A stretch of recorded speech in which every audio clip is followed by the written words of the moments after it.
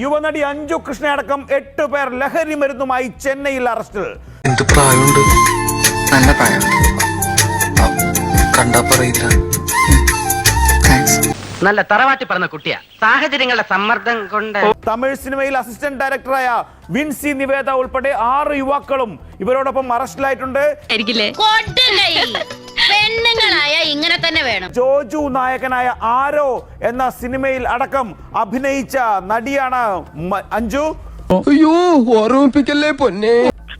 പ്രിയത, ചെന്നൈ വലസരവാക്കത്തു നിന്നാണ് അഞ്ജു കൃഷ്ണ അടക്കം 8 പേരെ ചെന്നൈ പോലീസ് അറസ്റ്റ് ചെയ്തിരിക്കുന്നത്. പടിവാളായിട്ട് എനിക്ക് ചുറ്റും 8 പേരാ.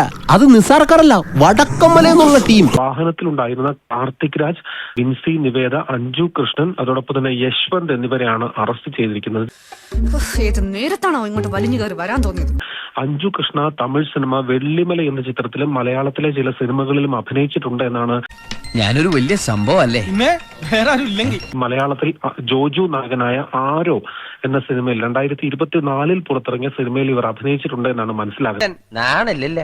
ഇല്ല. അതോടൊപ്പം തന്നെ തമിഴ് സിനിമകളിൽ അസിസ്റ്റന്റ് ഡയറക്ടറായ വിൻസി നിവേദയും അറസ്റ്റിലായിട്ടുണ്ട്. ഇവർ